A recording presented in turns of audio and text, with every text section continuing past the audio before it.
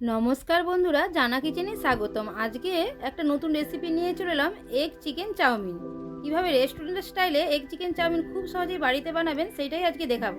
নিয়ে নিয়েছি boneless chicken, ওর মধ্যে দিয়ে দিলাম সয়া সস, রসুন, কাঁচা লঙ্কা, আদা বাটার পেস্ট, লবণ, লঙ্কার গুঁড়ো, হলুদের গুঁড়ো, গোলমরিচ গুঁড়ো দিয়ে ভালো করে মাংসটাকে একটু মেখে রেখে দিলাম কিছুক্ষণের জন্য।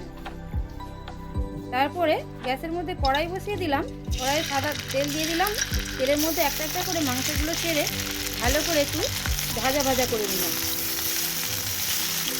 এদিকে মাংসগুলো যতক্ষণ ভাজা হচ্ছে, এদিকে গ্যাসের মধ্যে জল বসিয়ে দিয়েছি, জলটাও গরম হয়ে গেছে।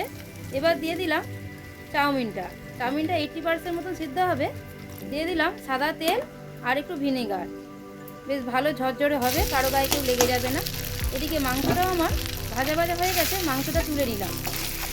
দিয়ে ওই কড়াই তেলের মধ্যেই দুটো ডিম ফাটিয়ে দিয়ে দিলাম লবণ, দিয়ে ভালো করে ডিমটা ভেজেও তুলে নিলাম। এদিকে চাউমিনটাও সেদ্ধ হয়ে গেছে, চাউমিনটাও জল থেকে ছেঁকে তুলে নিলাম। কড়াইয়ের মধ্যে দিয়ে দিলাম সাদা তেল,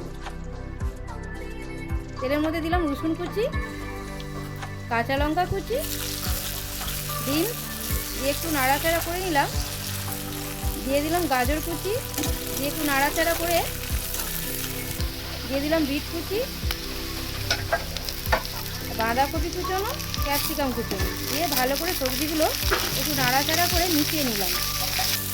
দিয়ে দিলাম লবণ, দিয়ে ভালো করে সবজিগুলো ভাজা ভাজা করে নিলাম। সবজিগুলো ভাজা ভাজা প্রায় 50% হয়ে গেছে। এবার দিয়ে দিলাম পেঁয়াজ কুচি, পেঁয়াজটা দিয়েও সবজিটা ভাজা ভাজা হয়ে গেছে।